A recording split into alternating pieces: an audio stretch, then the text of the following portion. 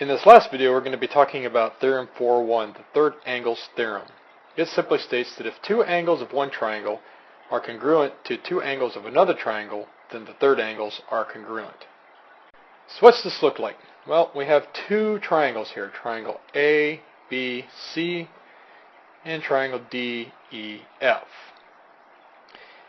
So to apply the third angles theorem, if angle A is congruent to angle D, and angle B is congruent to angle E, then angle C is congruent to angle F. So let's write a proof for this. So here's the two triangles. There's one right here, the other one right here. So we're given that angle A is congruent to angle D, angle B is congruent to angle E, and we're trying to prove that angle C is congruent to angle F. So our first step, naturally, let's start off with what's given. We are given that angle A is congruent to angle D, and that angle B is congruent to angle E. Next, we're going to use the definition of congruent angles to say that the measure of angle A equals the measure of angle D, and that the measure of angle B equals the measure of angle E. For this next step, we're going to use the triangle angle sum theorem from chapter 3 to say that in the first triangle, angle A plus the measure of angle B plus the measure of angle C equals 180. And for triangle DEF, the same thing.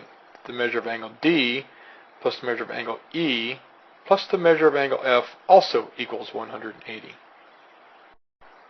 Now you can see that we have these two terms here that both equal the same, 180. Attached to that we have this term and this term. So we're going to set those equal to each other and get rid of this 180. So we're going to use the substitution property of equality to make the statement that the measure of angle A plus the measure of angle B plus the measure of angle C equals the measure of angle D plus the measure of angle E plus the measure of angle F.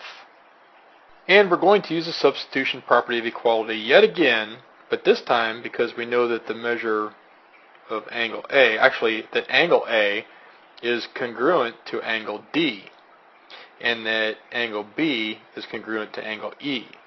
So with the substitution property, since we know those angles to be congruent to each other, we're going to substitute angle D in for anywhere that we see angle A, and substitute angle E in for anywhere that we see angle B.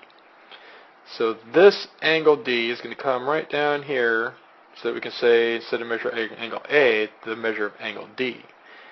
And this angle E is going to come down here to where this measure of angle B used to be. So we're going to make the statement that the measure of angle D plus the measure of angle E plus the measure of angle C equals the measure of angle D plus the measure of angle E plus the measure of angle F. And after we use the subtraction property of equality, we're left with the measure of angle C equals the measure of angle F. So we subtracted this measure of angle D from each side and the measure of angle E from each side. And finally, because of the definition of congruent angles, we're left with angle C is congruent to angle F, which matches our proof statement. So now let's look at problem 4. Problem 4 gives us two triangles, and we're supposed to do yet another proof. This time, let's prove that triangle LMN is congruent to triangle LON. You can see the given information above that we have segment LM is congruent to segment LO, and that segment MN is congruent to segment ON, and that angle M is congruent to angle O, and also that angle MLN is congruent to angle OLN. So where are we going to start? Well, let's start with the given. We know that segment LM is congruent to segment LO, and that segment MN is congruent to segment ON. Next, let's look at the reflexive property of congruence. So we can say that segment LN is congruent to segment LN. So it's congruent to itself. Now let's take the final two pieces of our given information. So we know that angle M is congruent to angle O, and that the angle MLN is congruent to angle OLN. And now, because we know that angle M is congruent to angle O, and that angle MLN and angle OLN are congruent, we can use this theorem to say that these two angles over here are congruent. Angle MNL and angle ONL.